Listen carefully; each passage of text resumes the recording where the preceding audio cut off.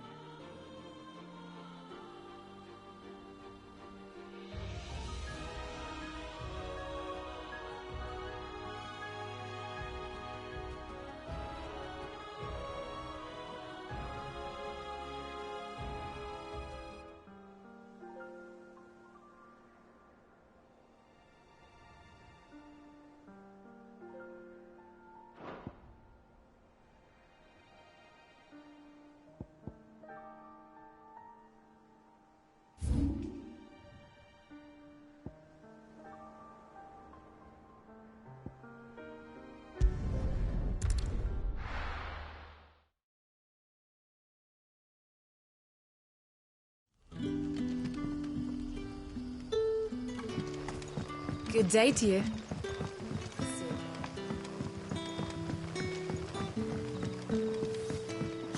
The crystals we get from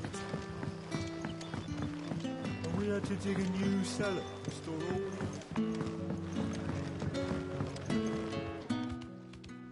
Ah, Clive. Your timing is exquisite, as always. I have a concern which you may be able to assist me with. Go on. There are whisperings afoot of shadowy figures having been sighted outside the village. Rustlings in the undergrowth, suspicious noises. My people fear that they are being watched. It may be no more than a surfeit of nerves, understandable in the current climate, or it may be the prelude to something altogether more dangerous. Given what I hope you'll forgive me calling your nose for trouble, I wondered if you might investigate. Of course. Excellent. You might begin by speaking with the good citizens of Lostwing. Listen to their tales, and make what you will of them. All right. I will.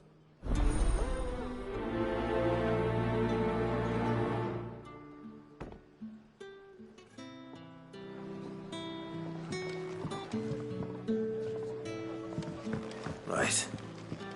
Let's see what the people of the village have to say. I'd better find out if this is just nerves, or something we need to take more seriously.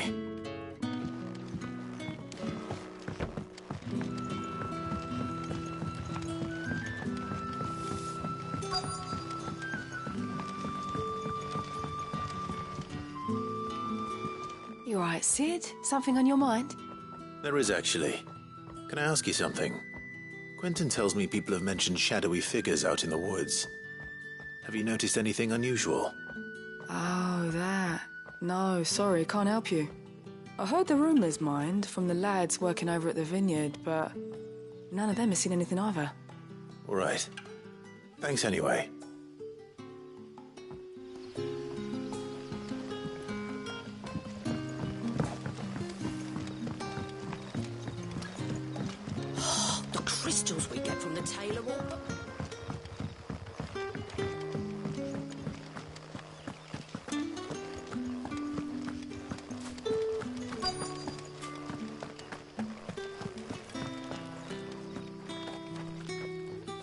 you have a moment? There's talk of suspicious figures in the woods. Have you seen anything out of the ordinary? No, but I've heard something. Sound of scraping metal, like someone sharpening a sword. Where was this? In Lorbert's Pass.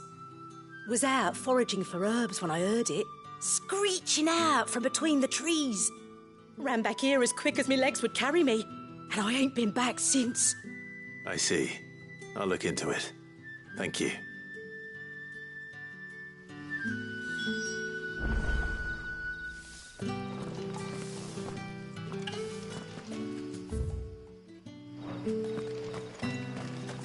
Seems Lorbert's Pass is our best bet then. What do you say, Torgal? Shall we go and investigate?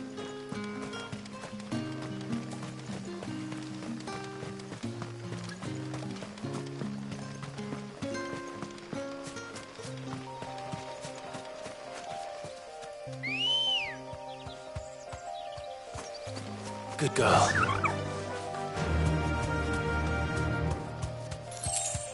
Fly, Ambrosia.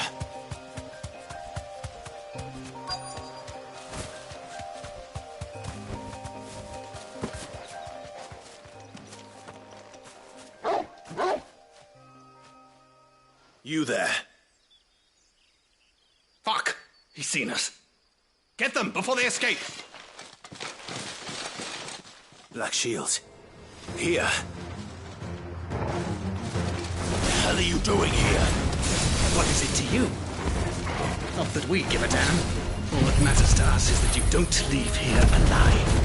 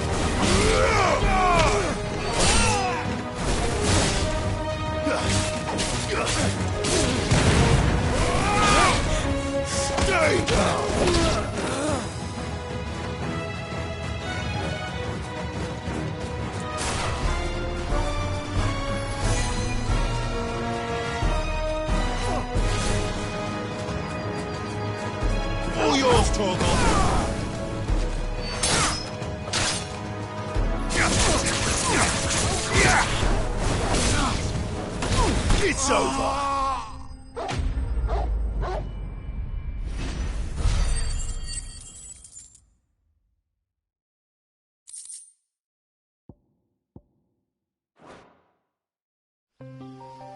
Why were they here? Were they planning an attack on Lostwing? I need to warn Quentin.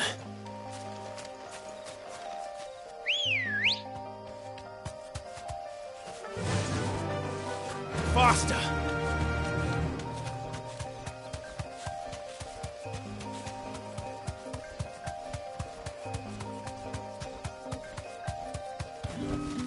That'll do, girl.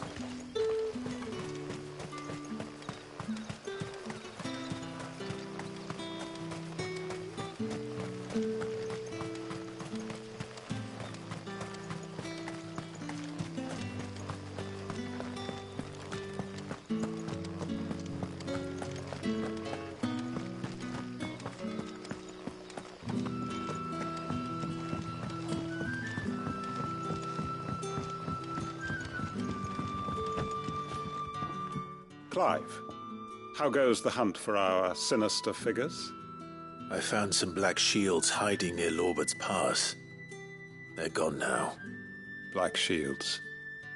The Empress's former bloodhounds, though they serve another master now. One who means to root out and destroy both me and those I care for. And it would appear the pack has finally caught the scent of its prey. Damn it all. I had hoped I would have more time than this. More time to prepare. But if we are cornered, we have no choice but to bite back. And bite back we shall. I'm sorry. You're going to need to explain. Who did the Black Shield serve now? And why would that person want you dead? Because I want him dead. Who? The former Lord Chief Justice of Sanbreque. All that I have built here is for him. I don't understand. Why him? Why Lostwing? I suppose it is better that you know the truth. I was a member of the judiciary once. So sickened was I by the injustice of this world, I swore to fight it. And fight it I did in my own small way. I saw more than a few corrupt officials condemned to the very cells into which they had thrown blameless innocents. Men to whom the law was but a scourge to turn against the powerless. And throughout, it was the Lord Chief Justice who backed me, who was my one true ally in the quest to see justice done. So what changed? I discovered that he hunted bearers for sport. I was a fool to think he shared my hatred of venality and vice.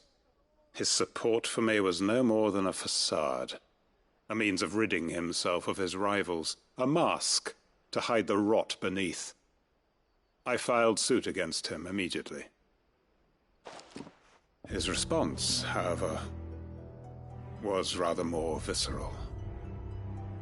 He had my entire family slaughtered, and he faced no punishment whatsoever. I lost everything. My loved ones, my livelihood, my position, the faith I had once held that any modicum of justice might be achieved through the courts. So I set about enacting my own. I tracked down every soul who served him, and slit their throats myself. But the man himself proved an altogether more difficult target. With money and power come protection.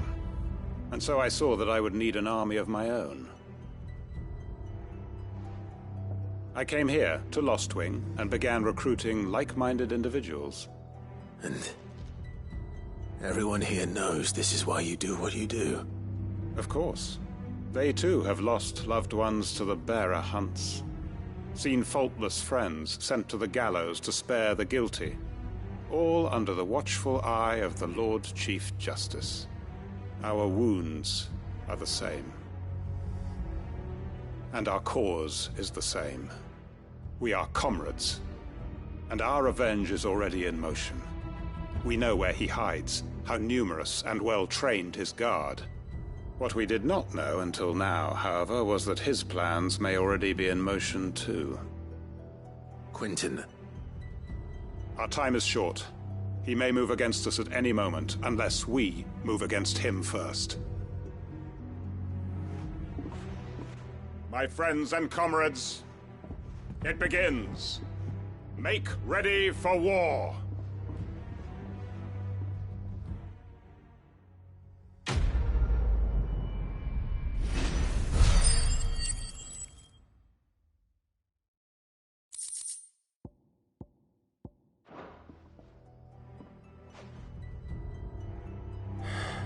I'm not going to change his mind.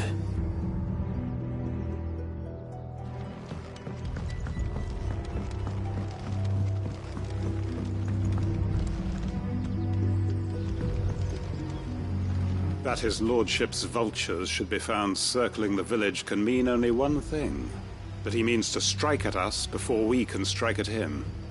There is no time to lose. The final stage of our plan must be put into motion.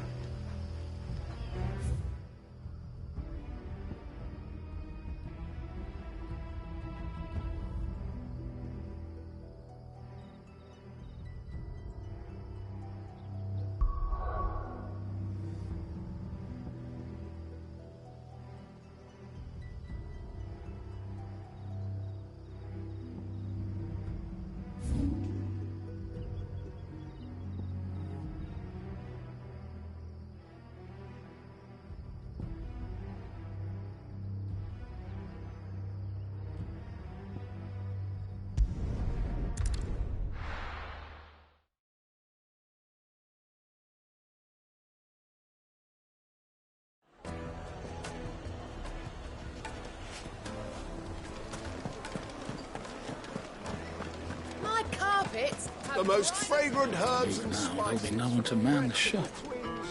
And beyond. Gone, just like that. And without so much as a by your leave. What's the matter? It's my apprentice. He up and vanished while my back was turned.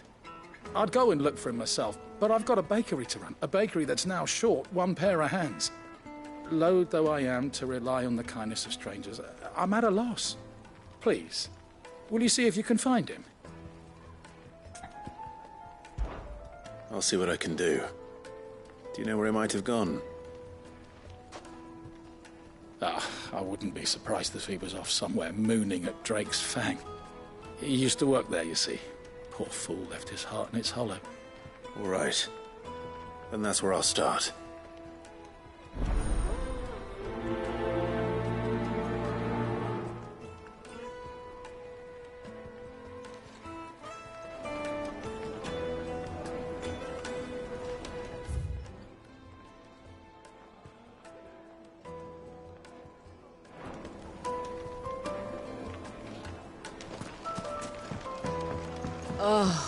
Where did all the men of the rock go?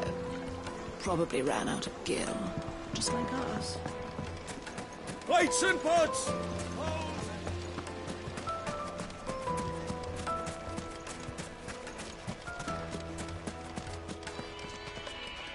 Good day, my lord.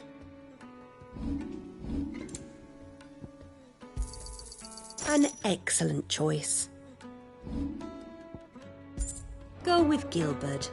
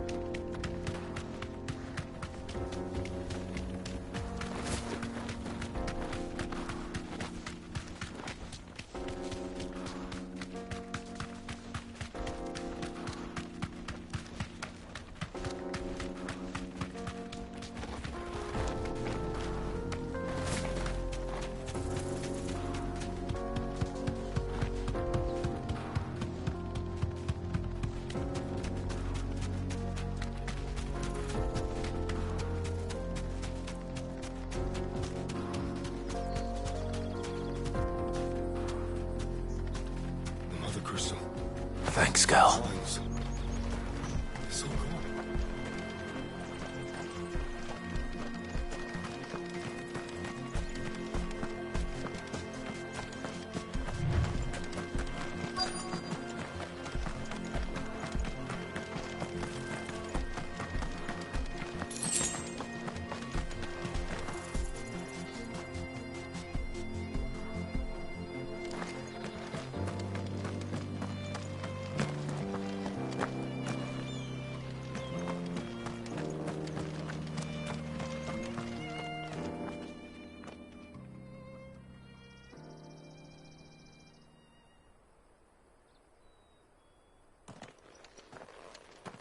Excuse me.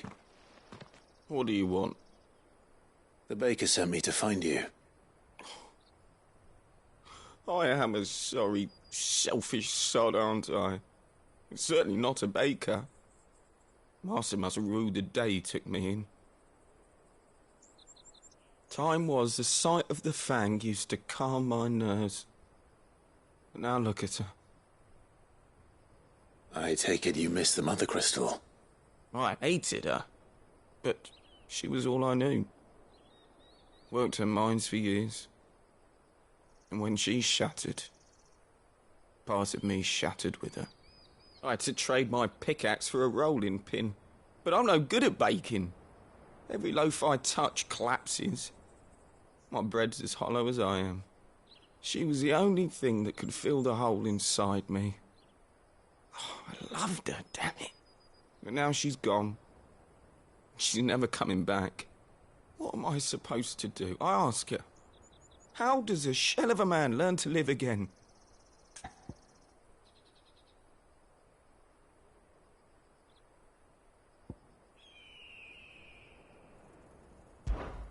try to remember the good times. Do that, and the Mother Crystal will be with you no matter where you are. Even in the bakery. What a fool I've been. Thank you, my friend, thank you. You've opened my eyes.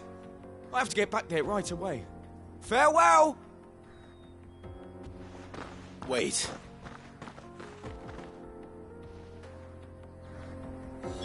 Suppose you won't be needing an escort then.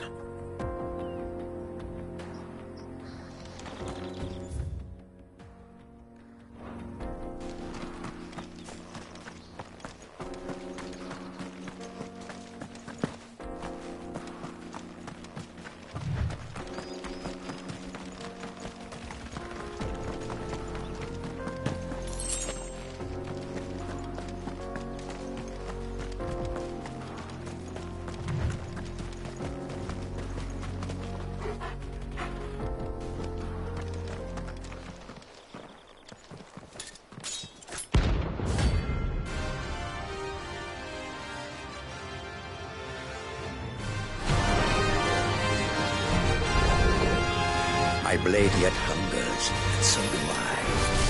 Come, let us feast on your flesh. Your feasting days are over.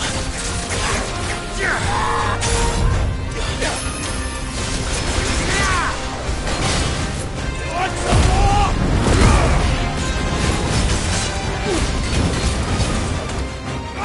Let's try.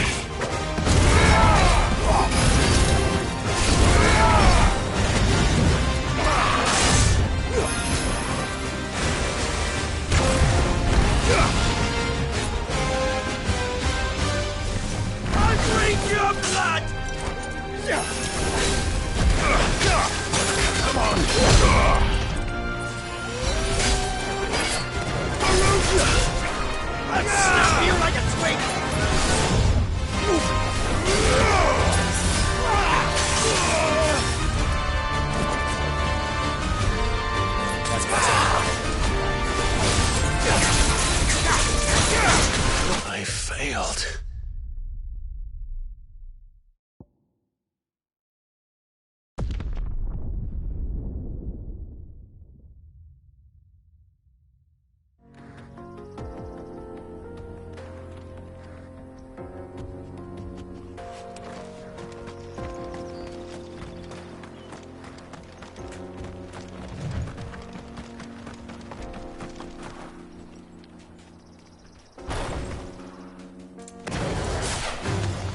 Time to fight.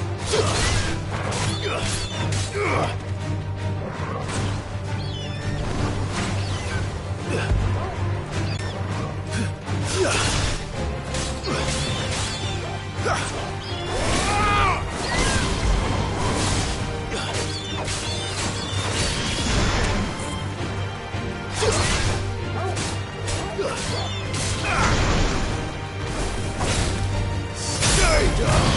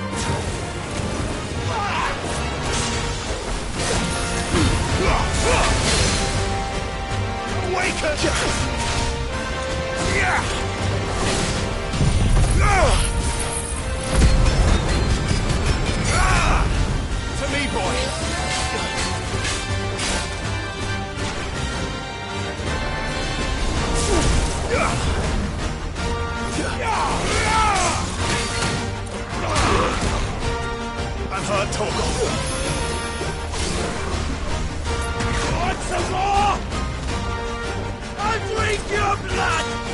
Nice try.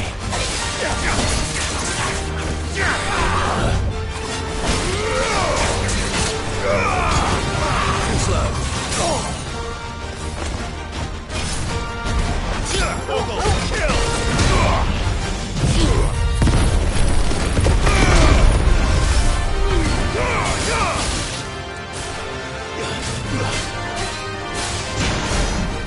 I needed that.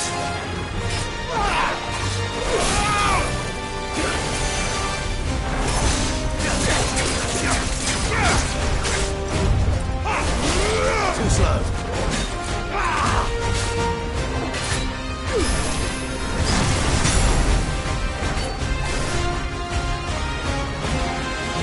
I'll snap you like a twig! Nice try. My turn!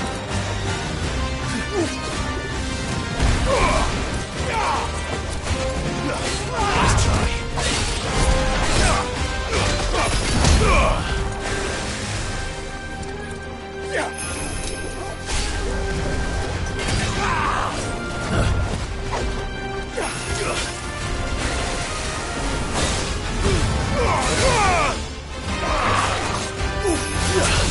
Nice try.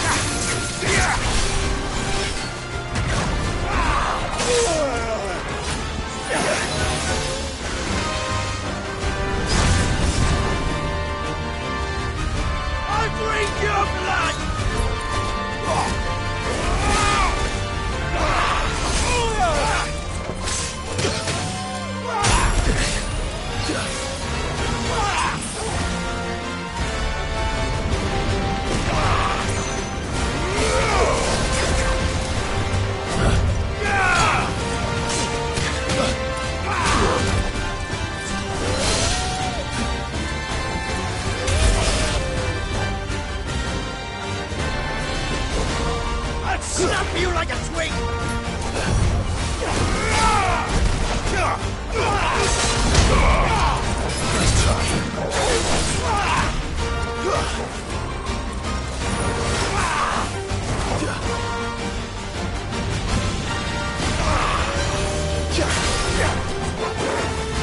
Too slow.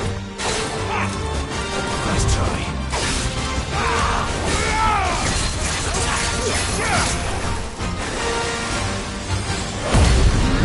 Help me, boy.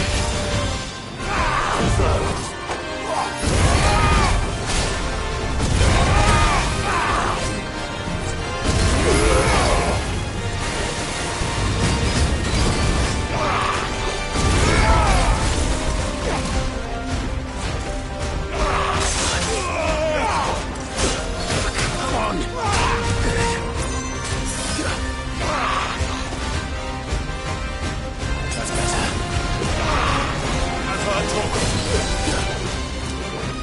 slow.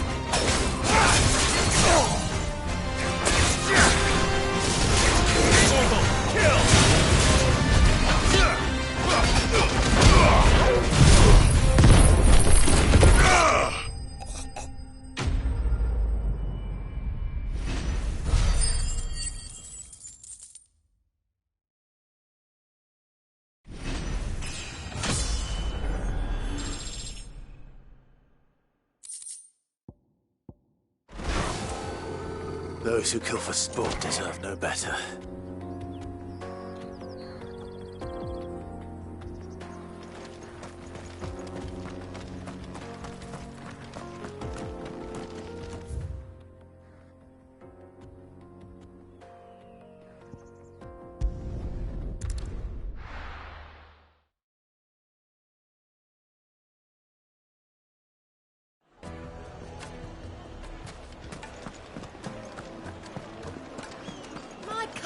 The most fragrant herbs and spices from the... Ah, there you are. The man who lit a fire under my wayward apprentice. Though I worry you might have stoked the flames a little too high. He damn near ran me down trying to get to my oven. Master, it's ready. Behold the Drake's Balm. A truly unique creation. I dare say it is. Just look at it. A perfect likeness of the Fang herself. Her steepled peaks, her fulsome spurs, her inviting hollow.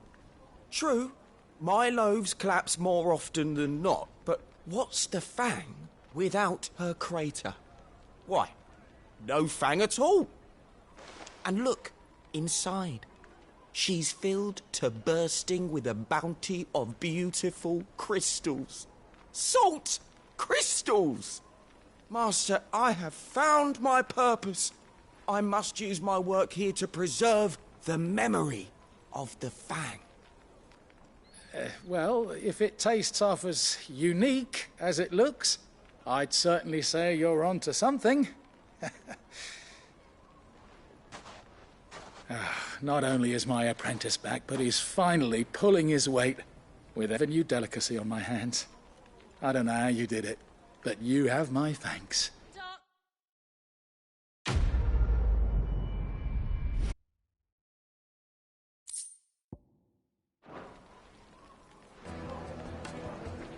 Now, Dusan, I know you're keen, It would make a fine gift for your beloved. She'll look at...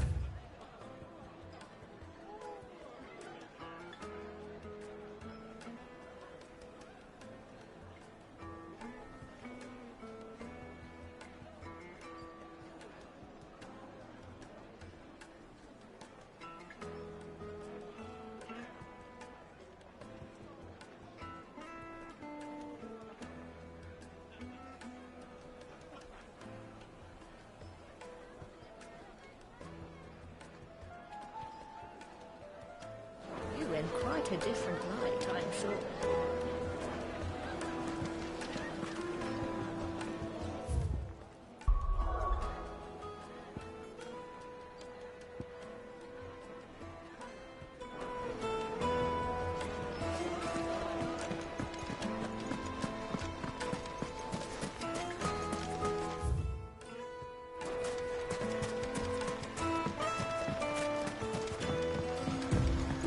Looks like I found the river. Now, where's Otto?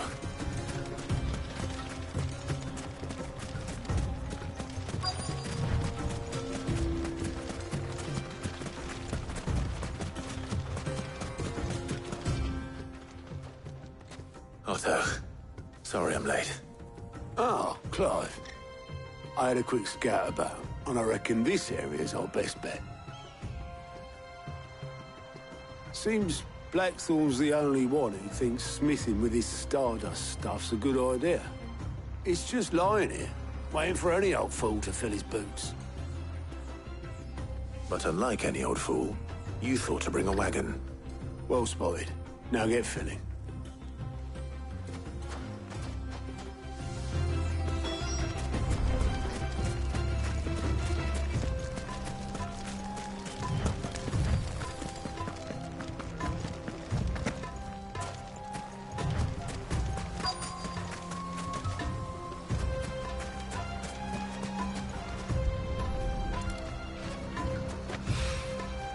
So this is Stardust.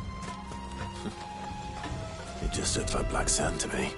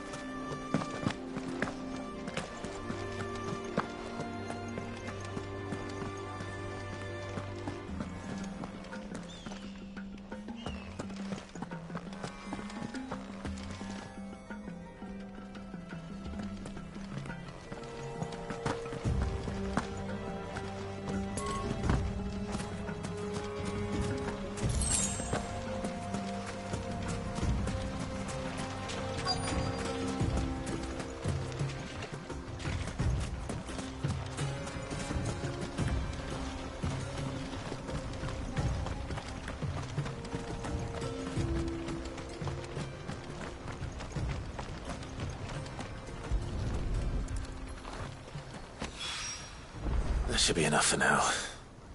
Let's see how Otto's getting on.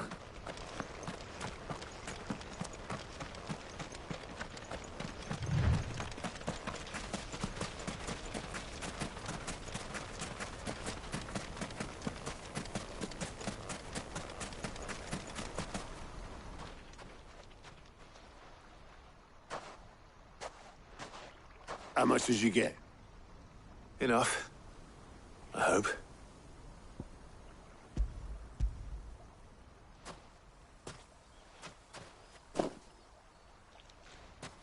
More than me. Put it all together and I can't see Blackthorne complaining. Much. Here, Clive. Do you fancy a walk?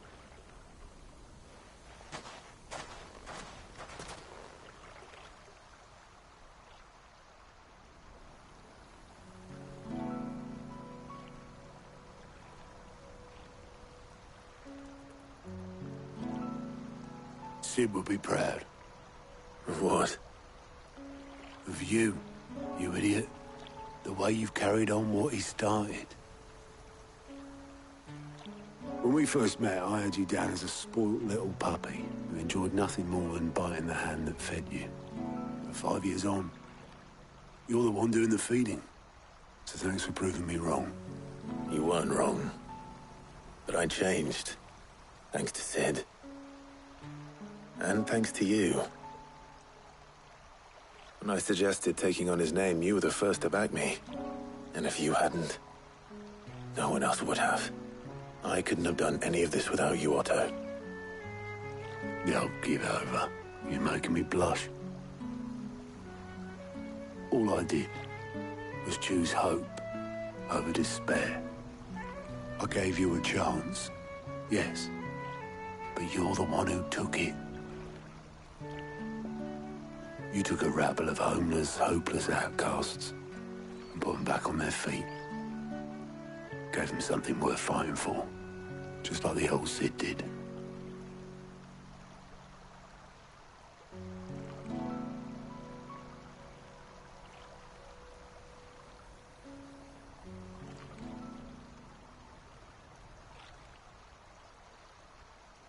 About time I was heading back, I reckon.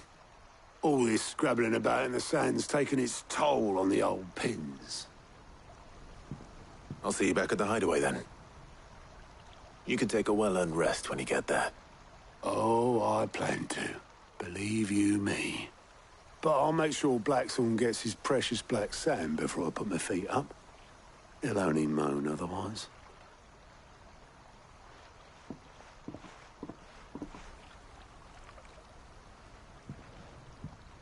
Right. Ready to go home, boy?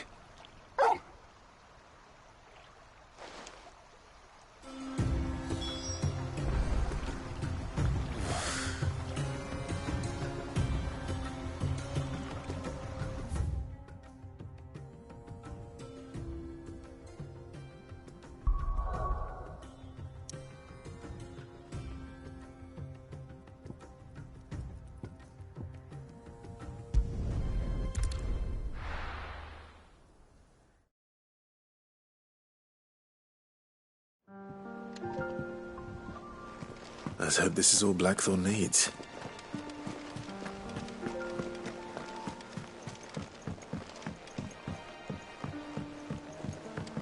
We're seeing troops amassing at every border crossing. No surprise.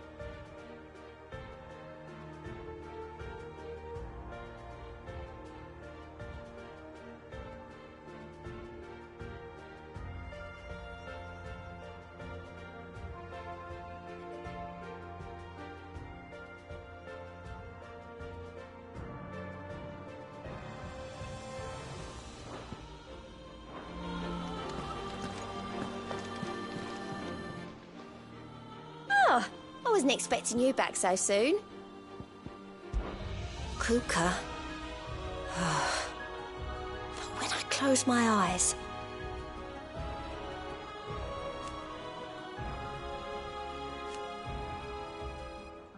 Only I don't know how. I wish you were here. Is everything we've received and everything promised?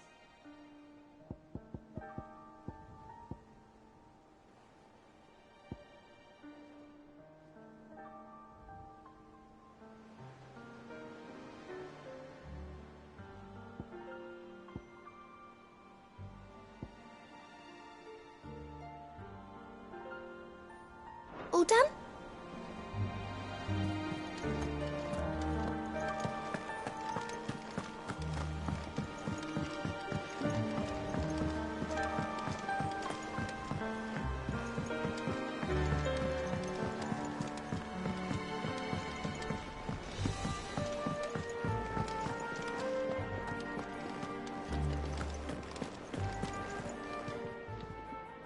And what can I do for you?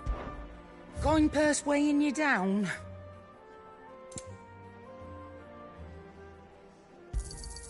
It'd better all be here. You'll not find a better price than that.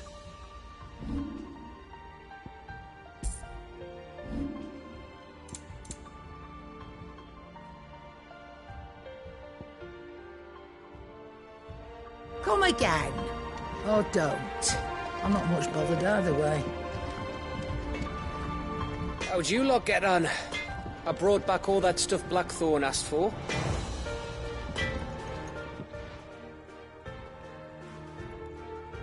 Blackthorn, got everything you need?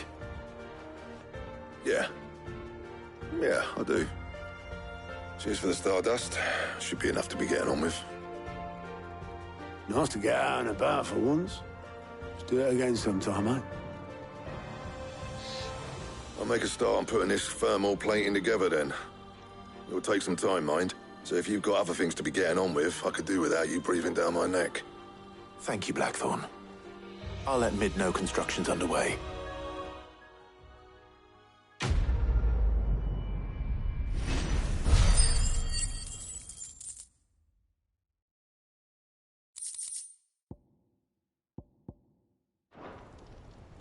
Suppose we'd better be getting back to work too.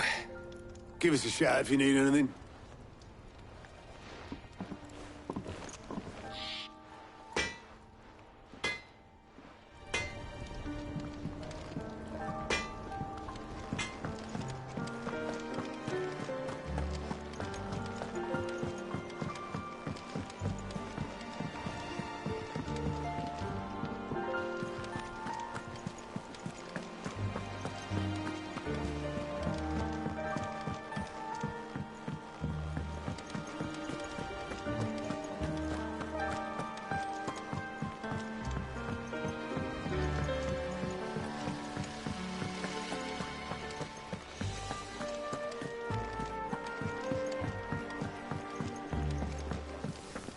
I think Mid might need some help tidying up.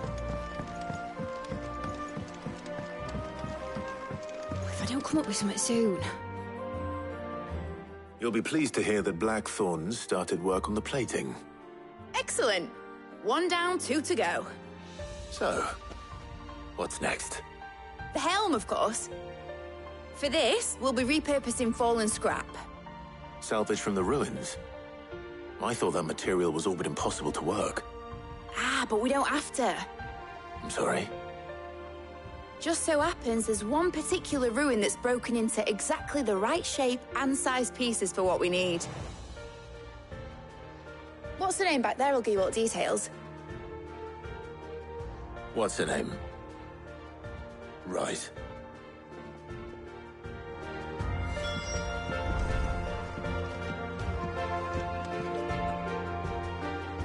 Oh, Sid, is this about the helm? Yes. Mid said I should speak with you. I'll show you the plans then.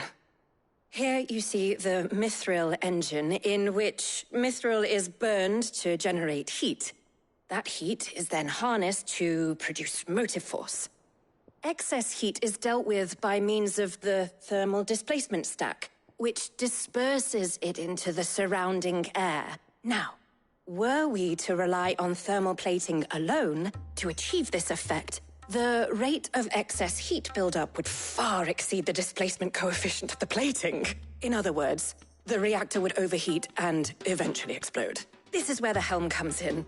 It connects to the plating, you see, and serves as a sort of thermal sink to absorb all that excess energy. Our experiments have shown that fallen ceramics are remarkably thermophilic. They can withstand and absorb levels of heat far above anything we are able to make today. And not only that, they're also waterproof and immune to rust, making them the perfect material for our protective hood. Why, if sea or rainwater were to enter the reactor proper, it would vaporize instantly.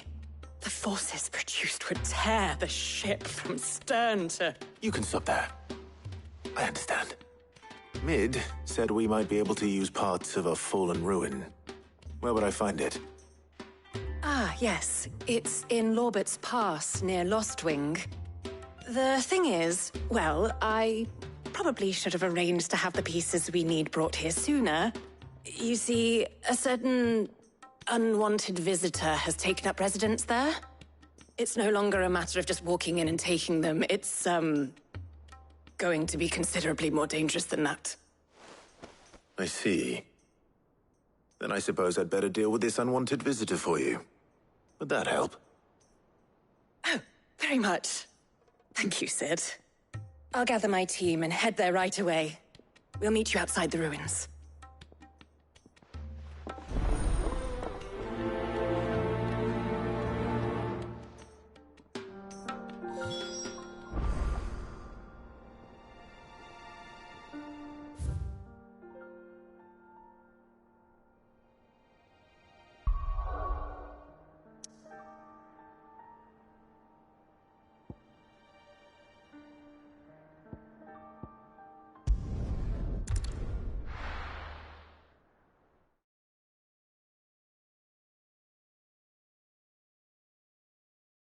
I'll be taking you all to a storehouse in the Bales. Leave anything you don't need behind.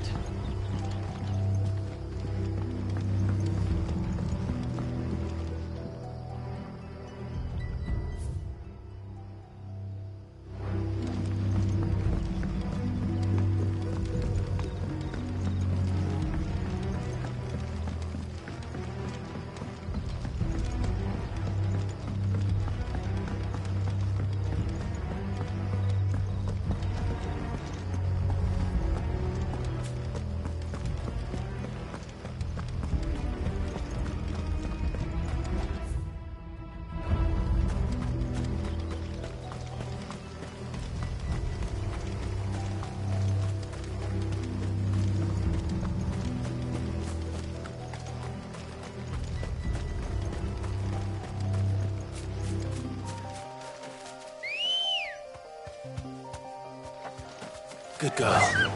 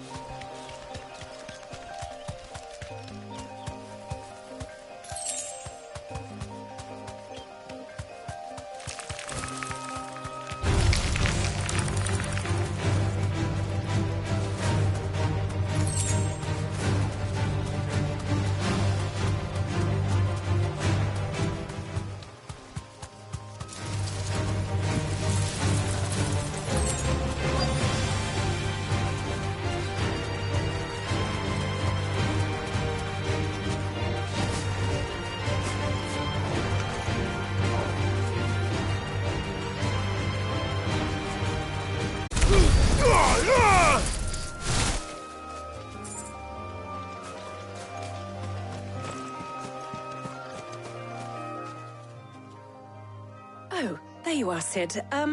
Thanks so much for coming. The, ruins are just over there, as is the creature I told you about, I'd imagine.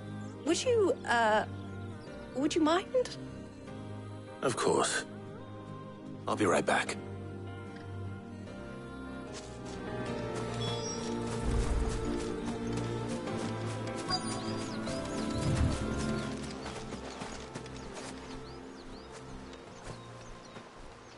Anybody home?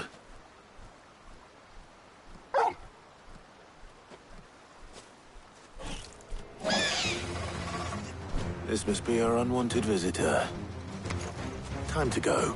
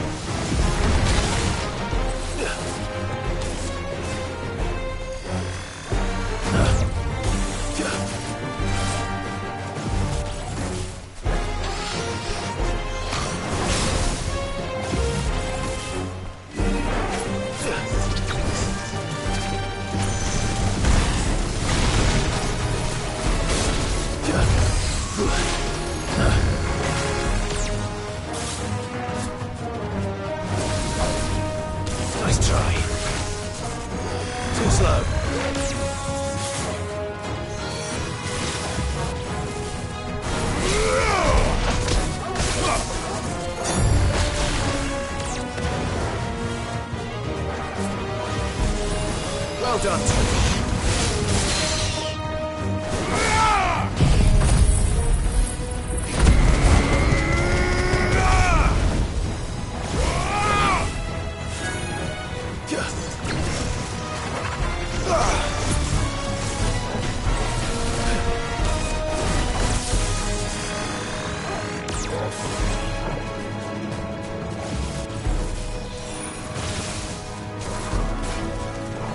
Nice try. Too slow.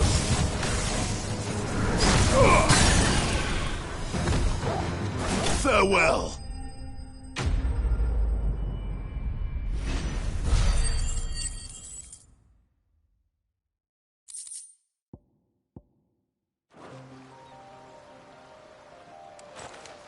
The things I do for you, Mid.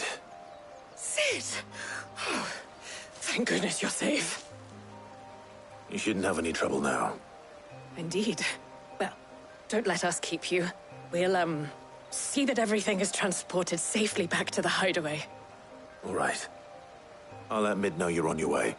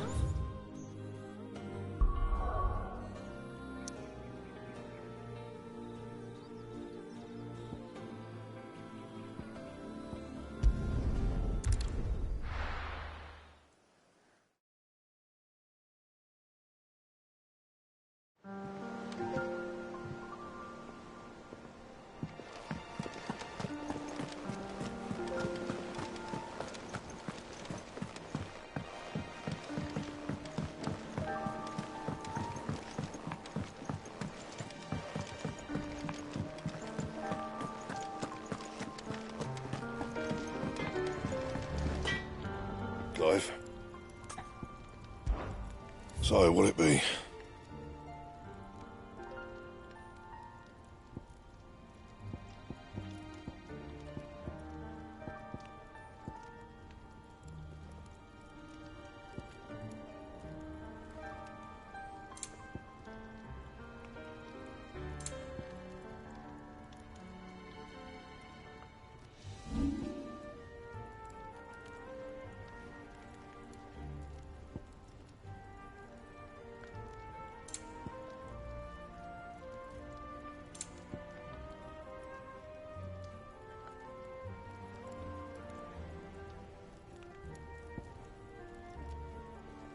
And?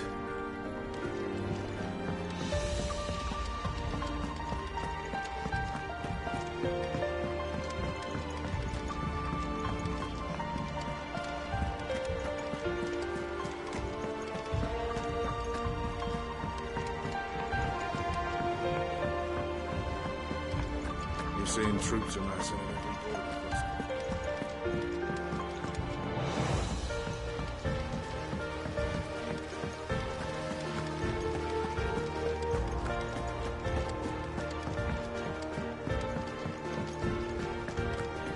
I think Mid might need some help. If I don't come up with something soon. Mid. Eleanor has recovered the material for the helm. She'll be along shortly. Excellent. Another job well done. And just one remaining. Right. Right, the shielding. This one's a bit of a bugger. How so? The plating's enough to stop the engines going pop, but those things will still be spitting out enough fire to set the rest of the ship ablaze. Which is why you need proper shielding. A prism for the dragon's breath that's blazing away inside. I thought a triple thick layer of tempered steel might do it. Or more of the stuff that the Fallen use, but they'd both be too heavy. The helm and the plating are bulky enough as it is. Add any more weight and the whole ship would be at the bottom of the briny before we'd even started. I need something light. But I've racked my brains and I just can't think what would do it. Well, if I were in need of obscure knowledge, I know whose counsel I would seek. Hippocrates. Tomes?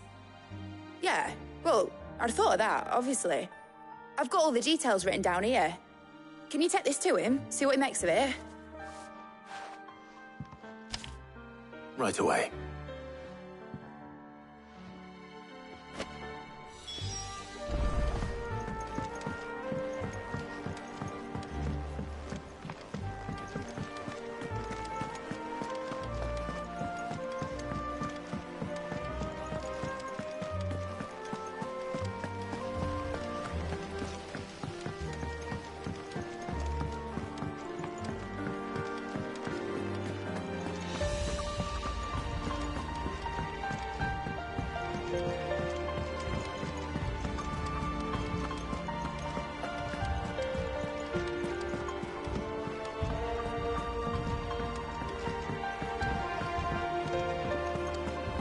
Thanks to Sid.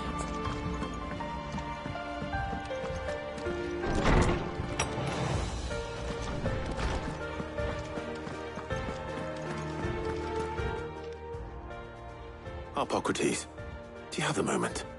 For you, Clive? Always. Well, actually, it's for mid this time. Could you take a look at this?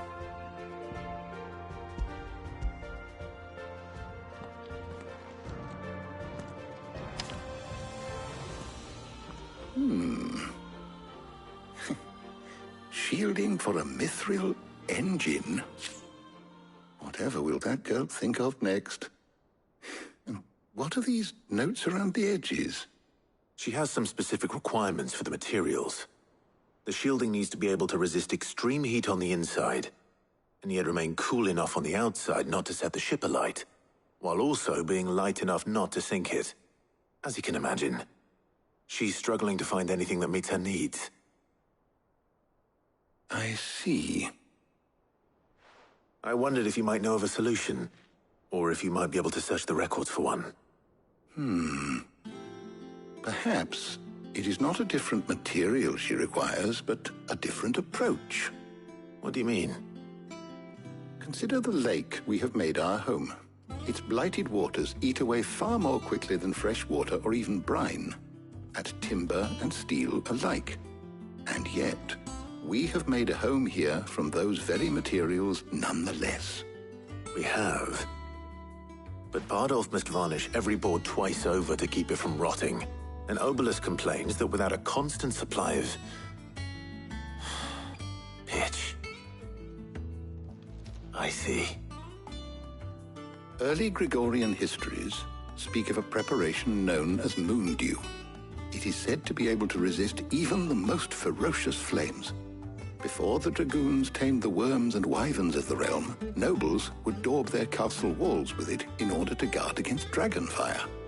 So if we could recreate it... It might be applied to some material or other in order to provide the protection it requires. As to how best to apply it and to what material, perhaps Bardolph and Obelus might be of assistance. I shall speak to them and see what wisdom they might have to offer. If you would be so kind as to procure the necessary ingredients, I shall discuss the specifics of how it might be most effectively put to use with our two friends. The knowledge of the past may yet prove useful to we of the modern era. Thank you, Hippocrates. And since you're asking others to help you, perhaps I should too.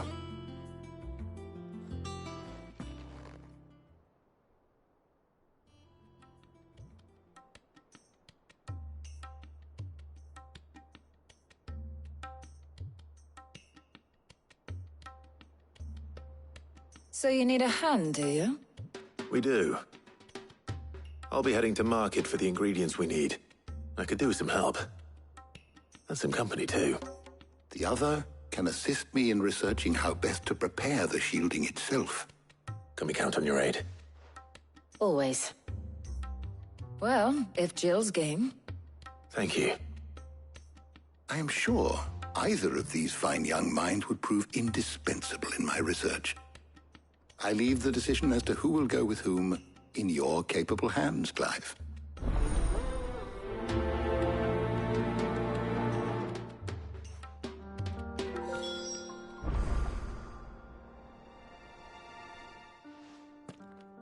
So, Clive, have you made your decision? Who will accompany you on your little excursion?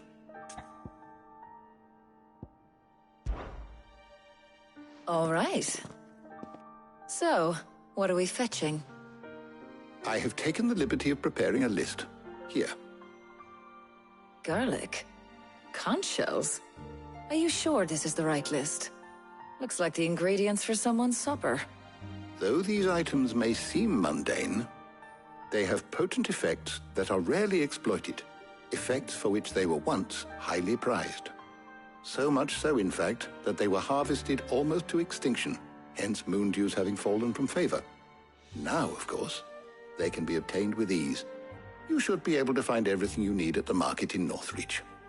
Well, isn't that convenient? I was hoping to be able to make a trip over that way sometime soon. Need to speak to an old acquaintance. I'll meet you there. All right. Stay safe. I'll see you later, Clive. Good luck with your research.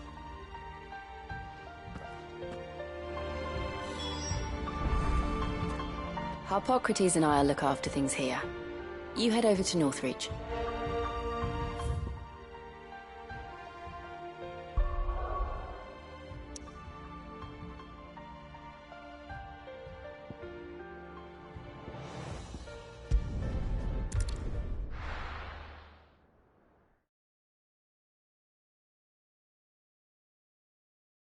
Now, where's Talia?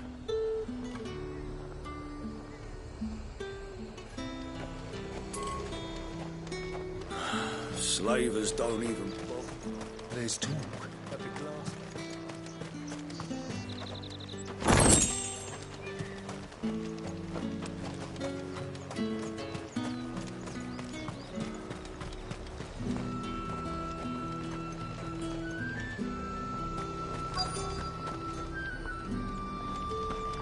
Keep them pilchards nice and chilled. Need to stock up on these. I'll have you spoiling another catch.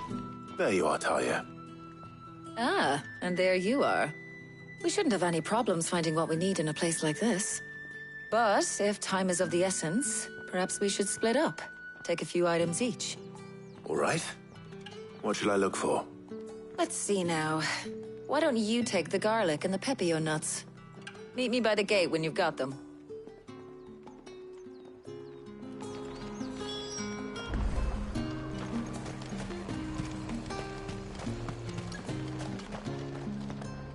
Buy, sell, or be gone. If that's what you want. Thanks for nothing.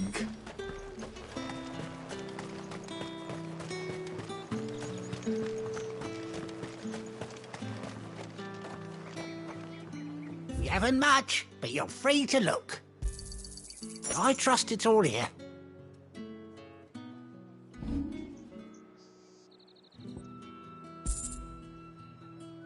You're always welcome here in Lostwing. Hopefully Talia's finished too. Fresh cuts! Come and get them! Up! You'll not find a bruised... Well, did you find everything? I did. Here.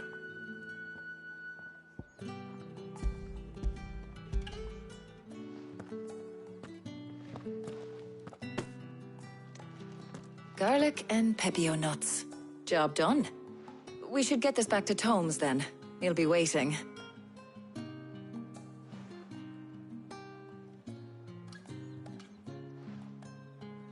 But we're not in too much of a rush, are we? Quick chat.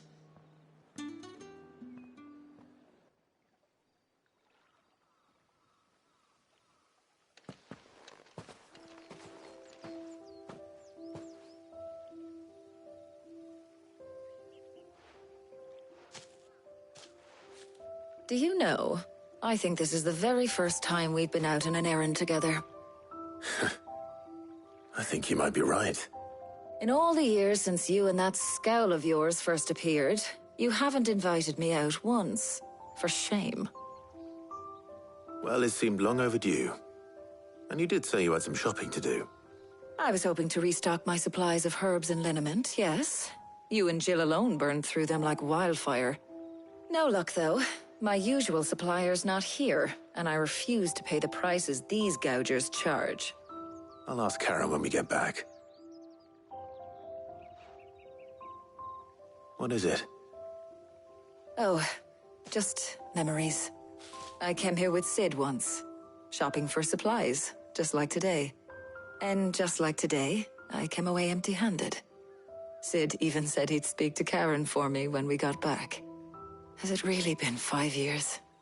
I remember it as if it was yesterday. Hold on. Does that mean it's been 5 years since we met? Feels a lot longer. It does. In a good way, of course. Thank you, Tyre. For what? For everything. All you still do. It's appreciated. Do you think I'd stick around if I thought it wasn't? But in the spirit of sharing and caring, you're appreciated too, by all of us.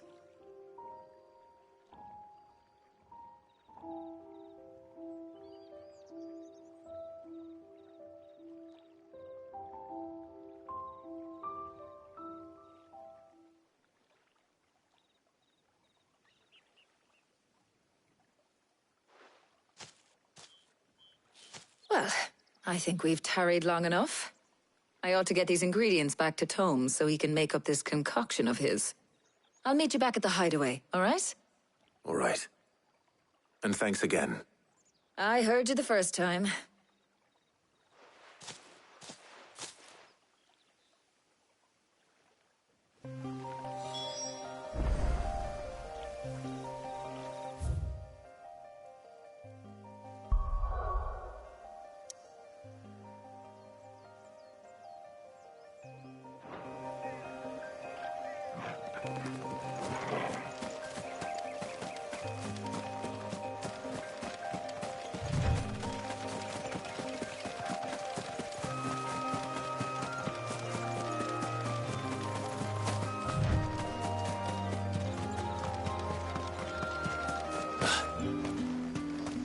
Look at this Keep place. them pilchards nice and chilled.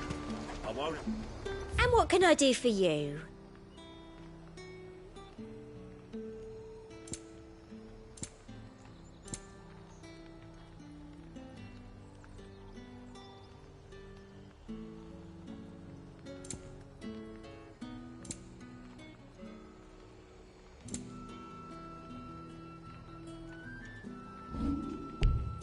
And a fine, fine day to you.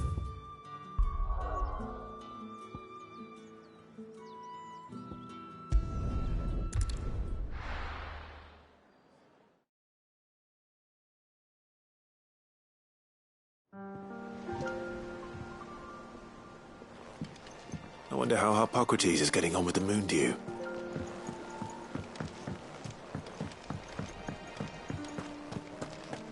Thanks to Sid.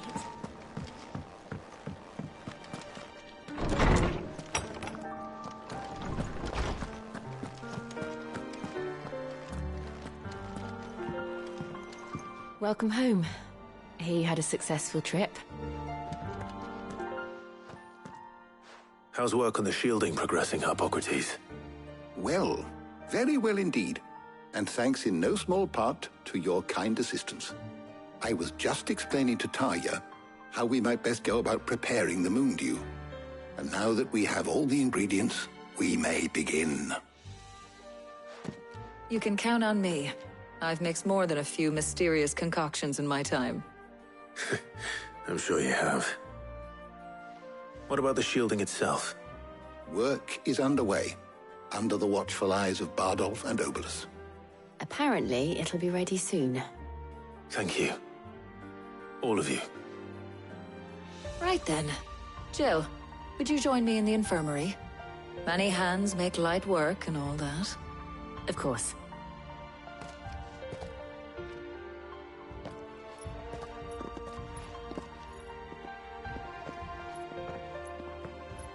Oh, and Clive. It was good to talk. We should do it again sometime. It appears our work here is almost at an end. A shame. I was enjoying playing the man of action for once. When both the shielding and the moondew are ready, it will merely be a matter of applying the one to the other. Followed by a rigorous process of testing and retesting, of course. Perhaps someone ought to warn young Mid of that. Leave it to me. Thank you, Hippocrates.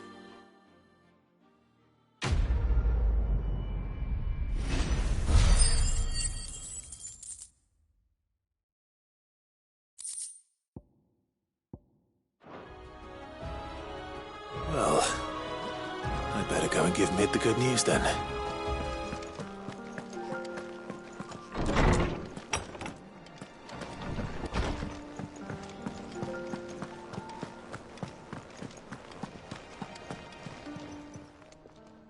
And what can I do for you?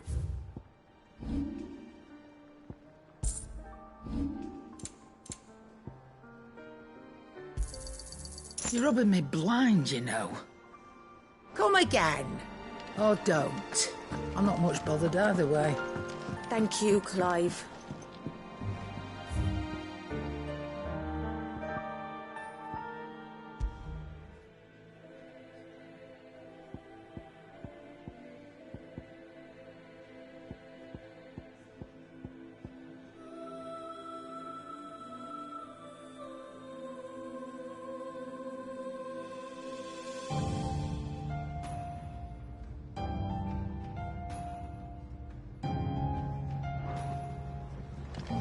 Thanks to Sid, the man.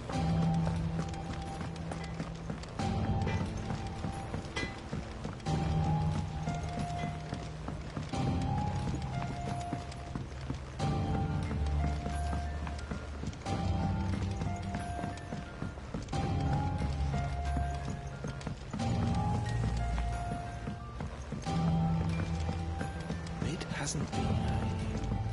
Editors started reading books that don't have any pictures.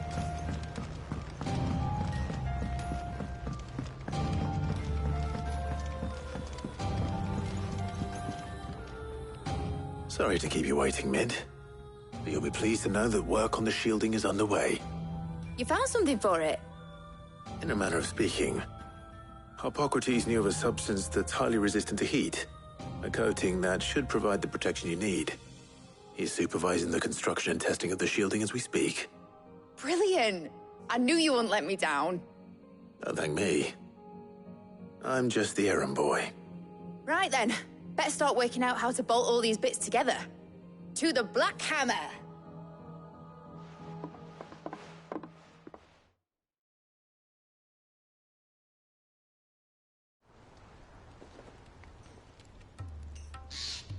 You know, when I got into the smithing game, I thought I'd be making swords and shields, not thermal bleeding didgeridoo-dahs. Displacement stacks. Same difference. Whatever you call it, I ain't putting it together in here. It's cramped enough as it is. Let's take this outside. Mid, you get all the parts lined up on the deck. I'll take care of the rest. On my way! Oh, and bring me the biggest hammer you can find. This is gonna require some precision walloping.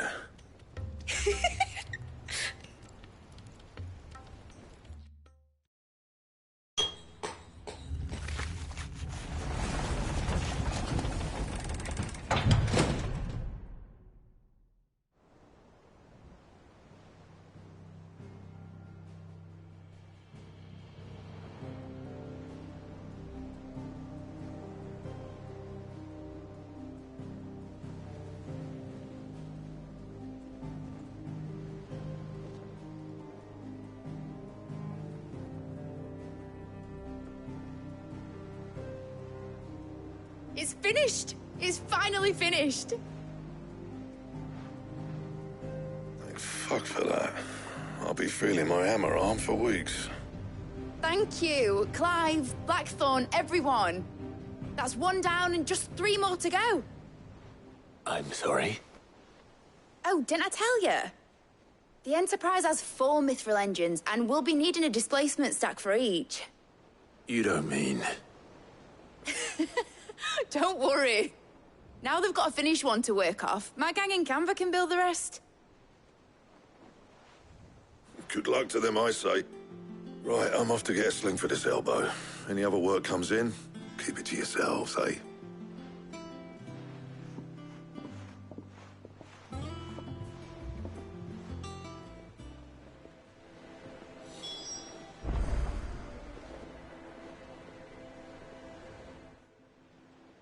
What's the matter? Nothing. Just daydreaming. Thinking about the Enterprise sailing off over the horizon to shores unknown. Searching for a land untouched by the Blight. Just like me and my dad planned. So if the worst came to the worst and every scrap of soil in the Twins turned black, we might still have a chance. That's what she was meant to be. You see, one last chance just in case we needed it. But now she's so close to being finished, I've realized I don't want her to be that. I don't want her to be just a lifeboat for us to cling to if things get desperate. I want people to sail aboard her by choice, not from the lack of it. In a world where we're not just trying to survive, but where we can actually live. I'm working on that. And I'll do everything I can to get you what you want. Don't you always? All right. My mind's made up. As soon as the Enterprise is fit to sail, I'm putting her under your command. Sod our plans, I'm trusting in yours. Are you sure about this? Something tells me it's what my dad would have wanted. He'd be proud of you. You were gonna visit his grave, weren't you? I was. And you can come too now that your little project is finished. Right. There's just one thing I need to finish up first. Won't be a mo. All right. I'll let Otto know you're coming. Meet us in the mess when you're ready. Aye, aye, Captain.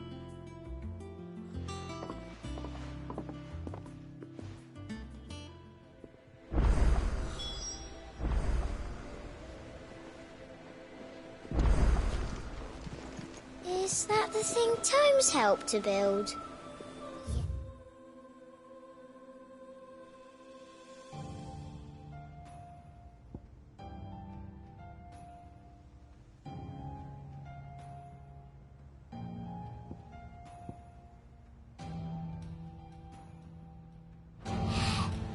He said it was some sort of...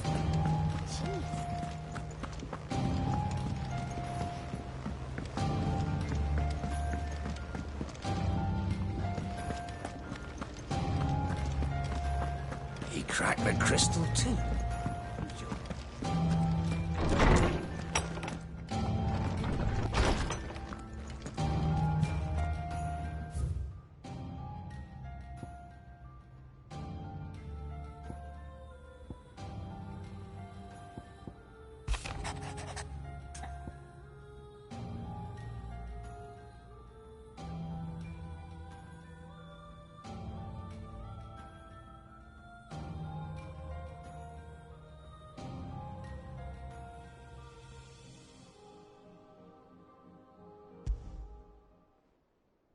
Trouble with the ledgers.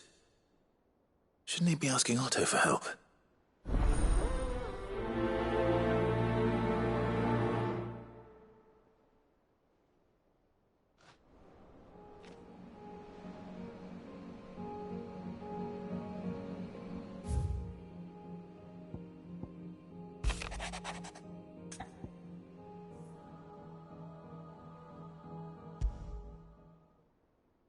What could be wrong with Torgor? He seemed well enough when I last saw him.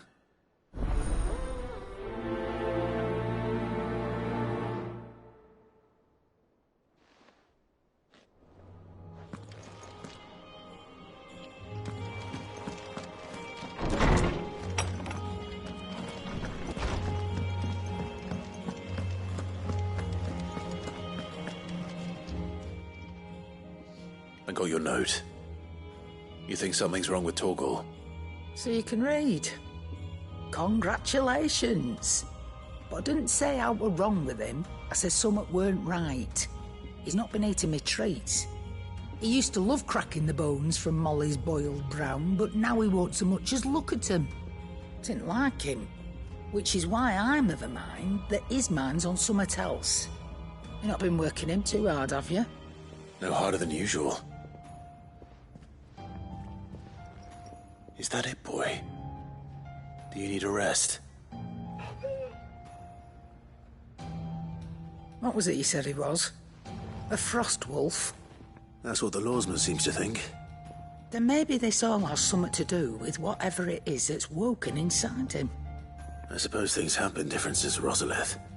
Perhaps Hippocrates knows something. Instead of everything, you mean? Perhaps.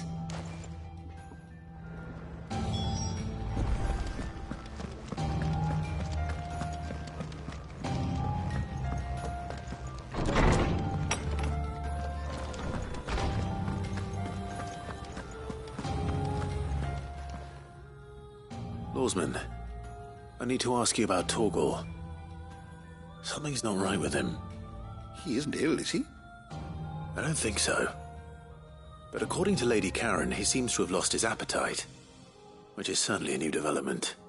She says he's hardly been touching his bones of late, and she believes it may have something to do with what happened at Rosalith Castle. I rather think she might be right, though not about his appetite. All canids are instinctively inclined to crack open bones for the rich marrow that resides within, and I see no reason why a frost wolf should be any different. Accordingly, I suspect it is not a lack of appetite that afflicts Torgal, but a surfeit of it. If we assume that his newfound magics require additional nourishment to sustain, it may well be that the bones Lady Karen is accustomed to providing are no longer sufficient. Frost wolves, after all, habitually prey upon far larger animals, whose bones may yield altogether different nutrients. As to where one might find a suitable substitute, some antelopes that graze the meadows of eastern Rosaria have been known to grow to a size more than double that of their lesser cousins. I don't recall ever seeing any that large. And little wonder. The oldest and largest such creatures rarely leave the safety of the highlands for fear of predators.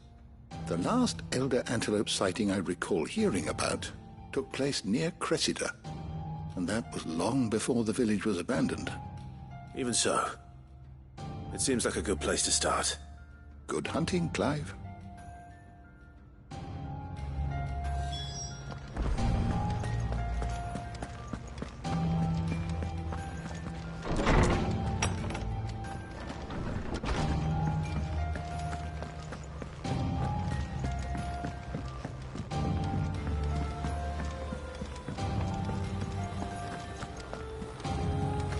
Is that the thing Tomes helped to build? Mid told me she was building a ship.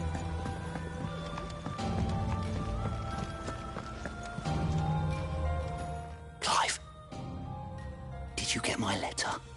That's why I'm here. Shh. I don't want to be listening. Is this better? A little. Listen. I've some bad news. It turns out the hideaway may be slightly behind in its payment to certain lenders, and it may be my fault. But I swear to the goddess, I thought I had the numbers square. Sadly, that square turned out to be more of a... you might say. I can straighten it out, I swear, but it's going to take some time, and I'm going to need help keeping it from Otto. Bit late for that, I'd say. There you are! What a surprise! So let me get this straight. You forget to pay our lenders what they're due, and instead of coming straight to me, you get Clive to come to you. And I will dig you out of the hole you've dug for yourself. Clive, the man in charge of the place you've been cheerfully trying to bankrupt. And you thought this was a cunning plan. Why? Well, Who needs paying? Oh, just Martha. And the dame. And, well, Lady Karen. But only 500 talents. We owe 3 of our most trusted friends 5 million gil. Each. 5 million each. They lent us the bulk of the money we used to rebuild the hideaway, you see, and, well, I must have made some sort of oversight. Those ledgers were my responsibility, and it was my decision to entrust them to you. This is my fault. Do we have that much to hand? I can always ask my uncle. No, we don't. And no, you won't. We've lightened Lord Rosfield's purse enough. After the king's ransom we had off him, he deserves better than to see our begging bowl. Besides, we'll need to learn to stand on our own if we're gonna make this work. All right. But that doesn't mean you have to shoulder the burden yourself. Is there anything I can do to help? There might be. How'd you fancy taking these to Martha and the dame? Rocks. Rocks, he says. Worth 1,000 talents apiece, these are. A little something Sid and I set aside for when times got lean. And I reckon 15 million in overdue debt probably qualifies. I just hope our associates' eyes are a bit more discerning than yours. I'm sure there will be. Should be me making the rounds, really. But you know how it is with this place. Orders to bark, arses to wipe, and all that. I know. Which is why I don't mind going in your place. Go. Do you know why I only gave Master Clive here 2 star rubies? Because you'd rather Lady Karen killed me. Because I'd rather Lady Karen killed you. Yes. Well, I suppose this is goodbye then. Don't worry. I'm sure Karen will understand. Really? Do you think so? No, I don't.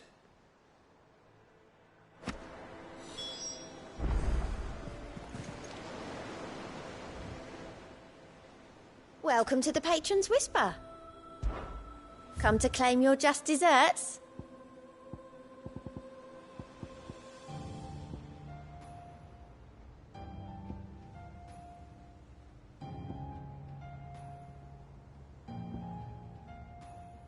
All done?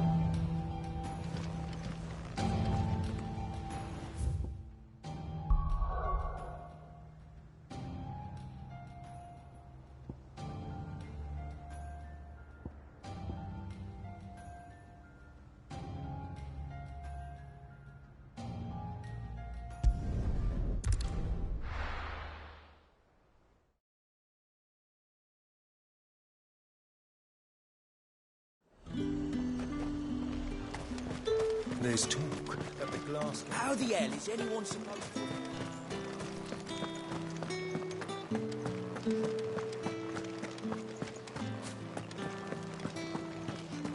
Did you hear? The gates to heaven. I want to see you again. Time was there were great coin sacks swinging from every belt in town. Not anymore. Since the capital moved, they're all shriveled to the size of peas.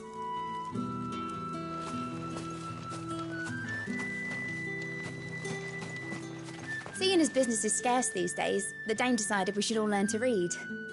I only wish she had some smaller books. My arms ache something fierce. What am I going to do without Sweetwater and Oil of Talc?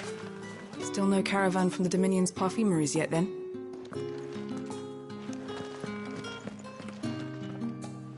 Milady, I come bearing gifts. Gifts? Whatever is the occasion.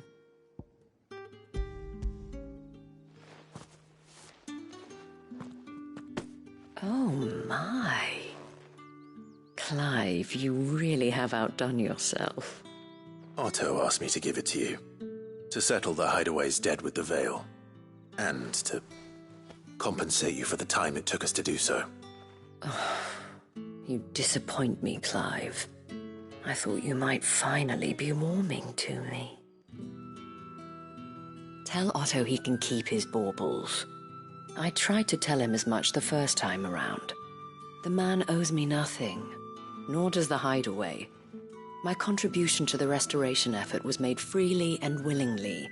It was the least I could do. You once told me Sid did you a kindness. I'd like to do the same. Please, accept it. For my sake. And for Otto's. For all of us. For all you've done. It is rather fetching, isn't it? Very well. Otto is lucky to have you, Clive. I doubt anything could ever replace his son. But you and the others at the Hideaway are the closest thing he has to family. Otto had a son.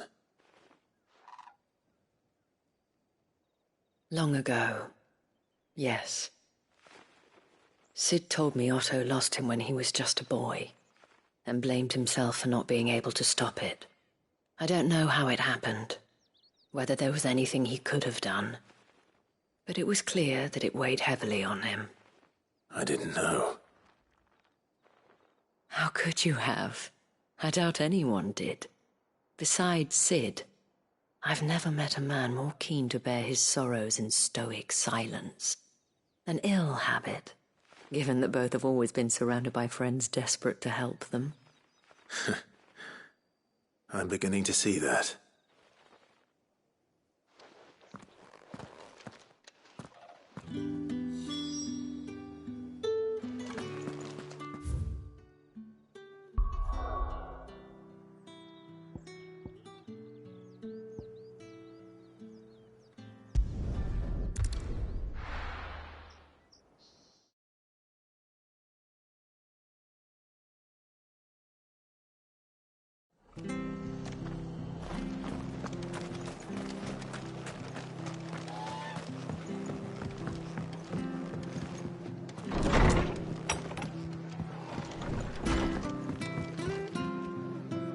Clive, we weren't expecting you.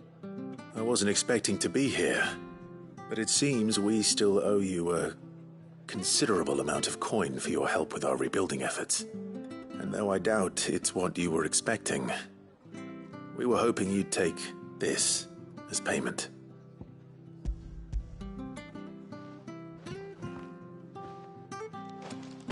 A star ruby? I can't accept this. It's worth at least twice what you owe me. More if you can find yourself the right buyer. Think of the difference as interest. Interest? If word got out I charged that much, no one would ever borrow from me again. Anyway, why are you the one here asking me about this? I'd have expected Otto. Bit much sending the Lord Marquis out to settle your debts, isn't it? The old goat working himself to death again? Something like that. Most days I think he's the only reason the Hideaway's still standing. Same as always, eh? Back when the place was nothing but a twinkle in the eye of a recently retired Lord Commander, word is he was the first one Sid reached out to. Probably knew that without his strong arm and level head, the idea would never get off the ground. Sid may have been the face of the Hideaway, but Otto's always been the backbone. And when Sid passed away, we were all worried that would be the end of it. That Otto would just give up. His death was hard on everyone. But it must have hit Otto hardest of all. But he didn't give up, did he? Quite the opposite, in fact. If I recall, he was the one who nominated you as Sid's replacement, and rallied the rest around you. I reckon what he saw in Sid, he saw in you too. And don't we all? Doesn't hurt that you're half as stubborn and twice as handsome, neither. That, and you keep good company. I suppose I do.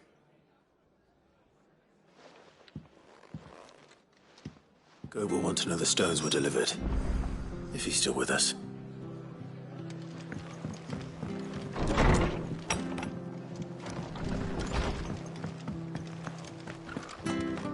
Stay sharp.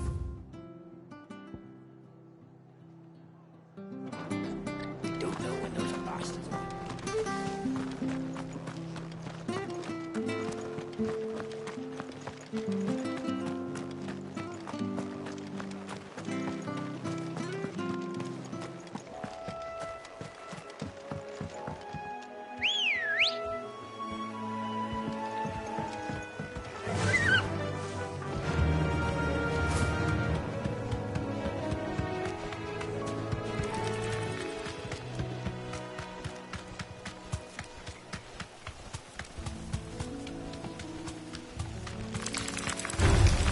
Time to fight.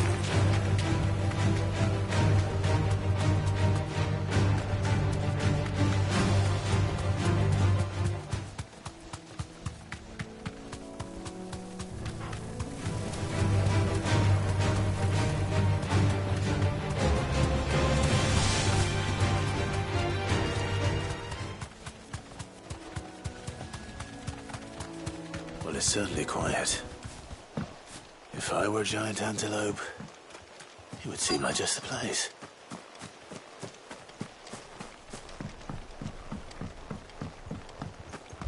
I doubt we'll find one bigger than that. You hungry, Torgal?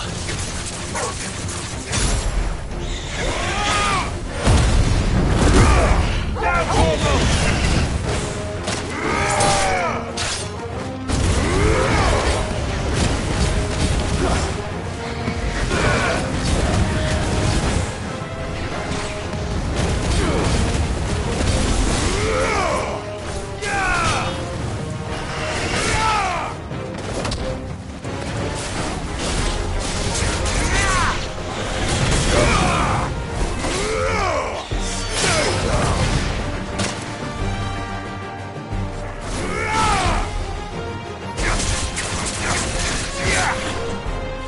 To me, boy!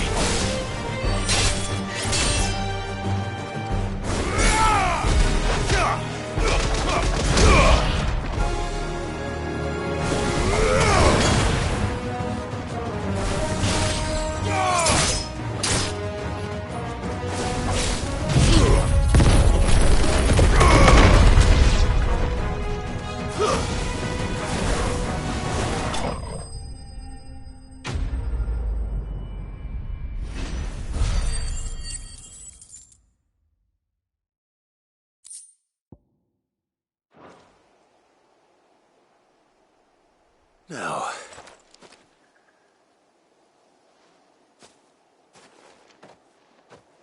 will it be enough, I wonder?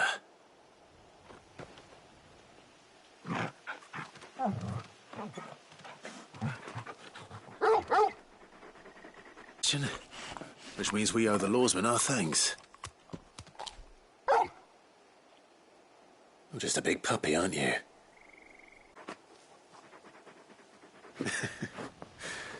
You do know you can take that with you, Torgal. Lady Karen will be relieved to hear you've got your appetite back. Come on, boy.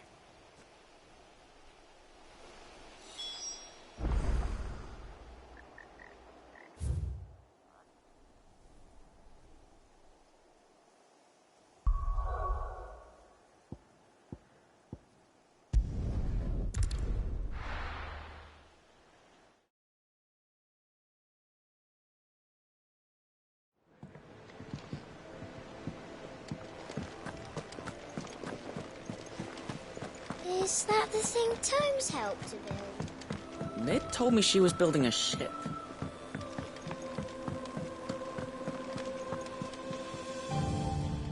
Goat. Still alive, I see. So Lady Karen accepted the ruby. Ah, about that. I tried my best, but she was just too stubborn to take it. She threw it right back in my face, in fact, and told me I could stick my stupid stone where the sun don't shine. Karen refused payment. I hope it wasn't something I said. I'm sure you were as tactful as ever. Let me see what I can do. Oh, wonderful. I hope you have better luck than I did.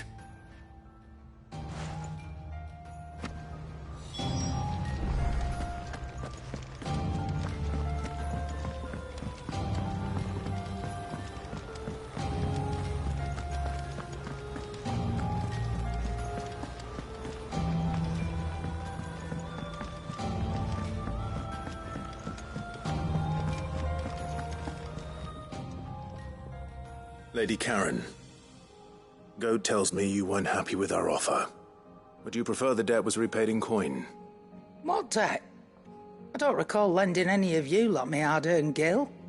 I may have tossed a talent or two in the Hideaway's coffers, but those were donations, and you can hardly call it charity if you go asking for it back. Of course not. But one good turn deserves another. And our circumstances have changed. Surely you wouldn't shun the gratitude of a pauper who happened to have become a prince. Oh, so you're a prince now, are you? Fine. But I'm selling it and taking what I'm owed, then you're getting the rest whether you like it or not.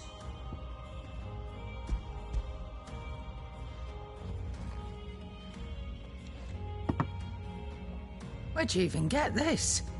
A decent trader might nab 1,000 talents for a star ruby. A canny one, meanwhile, might claim it were nicked from the belt of Sid the Outlaw himself and ask twice as much. Might be I already have a buyer in mind. Might be you even know her. A fine continental maid whose beauty's only eclipsed by a guile in commerce. You wouldn't mind, would you? Not at all. Just be sure to tell her that it's always a pleasure doing business.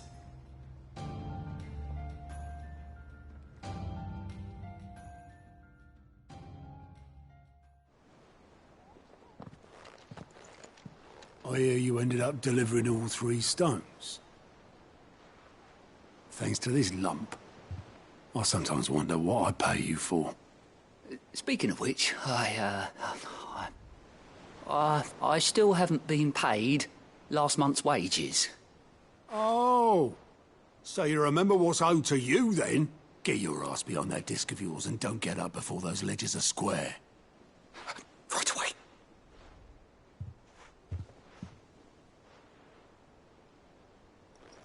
I've seen that before. You have, yeah. Plenty of times. It was the only goblet Sid ever used. Either out of habit, or because the filthy sod couldn't be bothered to find a clean one. I knew so little about him. Like most people. Martha and the Dame both seem to have fond memories of him.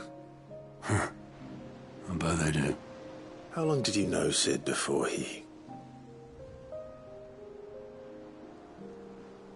Before he died. 20 summers, give or take. Back in the day, I was a purser on a trade ship, which is where I met him. He bought passage to... I forget where. And having nothing better to do on the long nights, we set up drinking island rum till the morning bell dragged me back to my duties. Quit my post not long after that. On account of making a fine maiden's belly fat. But me and Sid stayed close, promising we'd one day sail the seas again. That was before fate stepped in and said she was having none of it. The magic woke inside my son soon after his first name day, and there was no hiding his knack. Couldn't you and your family have... My family were the ones who summoned the constable, wanted the monster taken away. I couldn't turn my back on him, forget what I felt, and I couldn't for the life of me understand how they could. Luckily, Sid was of the same mind as me.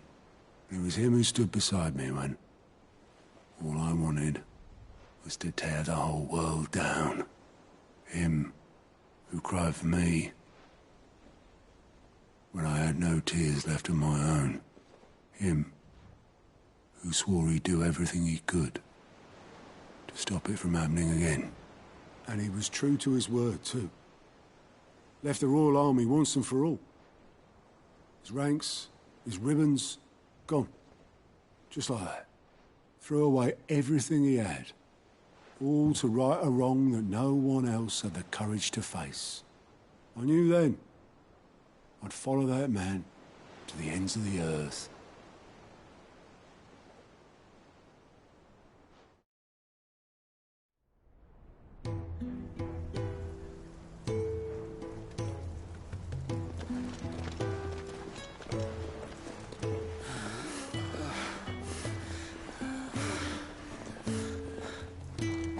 was always too clever for his own good, was Sid.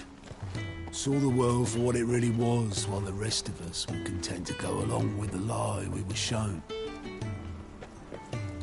And it can't have been easy, bearing that burden alone.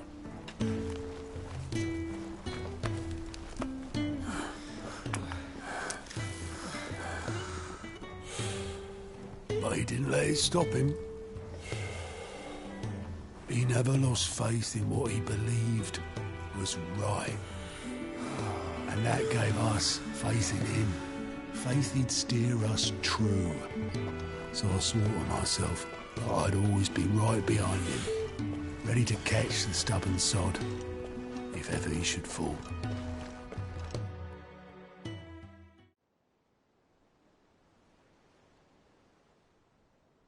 But I couldn't even do that.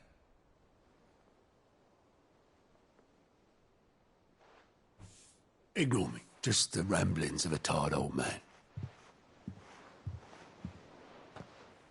Leave that lot.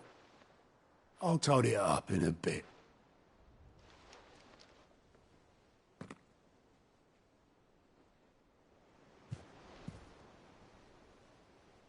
This is Sid's handwriting.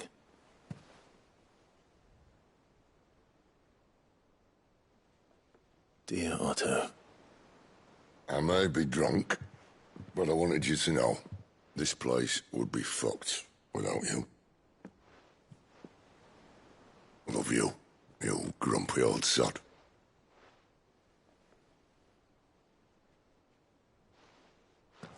This note. Hmm? What about it? Sid was right. Without you, we'd all be lost.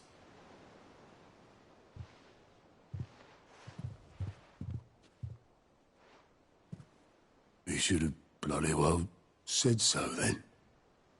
Just once. Before he went. But then, why would he? Him, or anyone?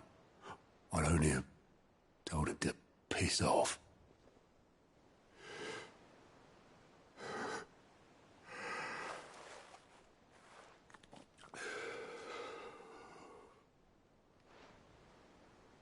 You're wrong, though.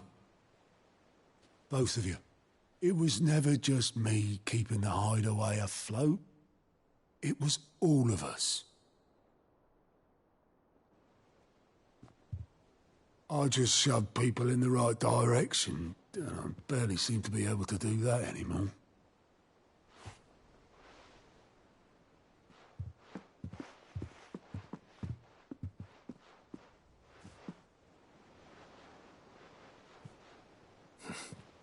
Would you rather goat at the helm? Well, maybe I've got a few more years left in me. I'm going to hold you to that, Otto.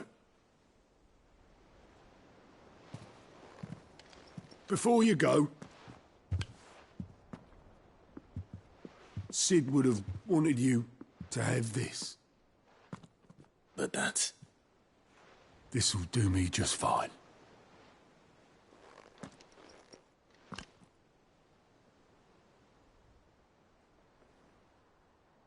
Thanks for the ray of sunshine. I'll see if I can't pay you back. Already have.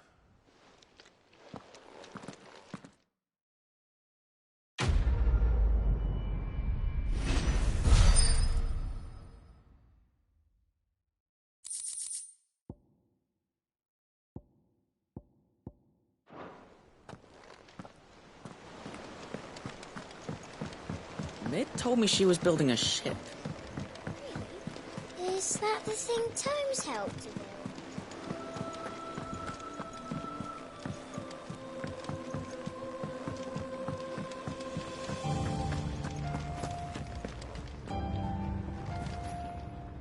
I noticed you and Torgal had gone off somewhere. Take him for a walk, did you? You could say that.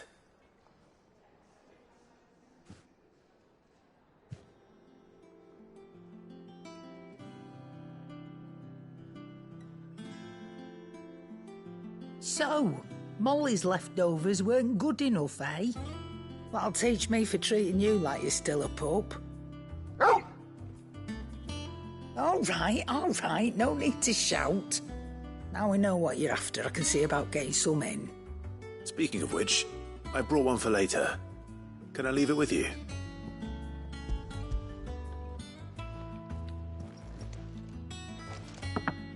You can, aye. I'm nice like that. In return, you can thank Tomes for me. The bloody know-it-all. I was just on my way to see him.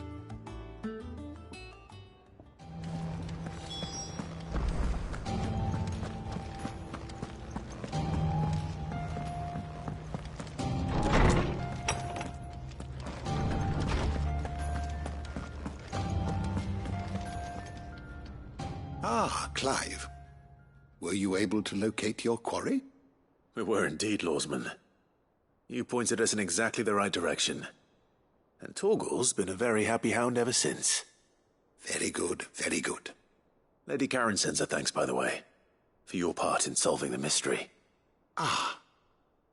But that reminds me. After your last visit, I found myself pondering Torgal's talents. Do you recall our conversation concerning Lady Jill's role in Torgal's transformation? About how she somehow woke the power within him. Precisely that. A reasonable conclusion, I thought. But one which raised certain questions in my mind. You see, the Fenrir of legend served Shiva and Shiva alone. And while the powers attributed to him are certainly impressive, the records imply they are somewhat different in nature to those you described Torgal as having used. What are you suggesting? That Torgal may be the beneficiary of more than one icon's power. Consider that in addition to Lady Jill, he has served as a loyal companion to you, your brother, and even the late Cid. In short, the icons hitherto near at hand, or should I say at paw, have been diverse and plenty, and that number has only grown as the realm's dominance have fallen to your sword. One can but speculate as to how all of this has affected Torgal. He has seemed more fierce of late. And if I am not mistaken, he will grow fiercer still. We are fortunate indeed to be able to count him amongst our allies and not our adversaries. Oh, he's more than an ally. He's a friend.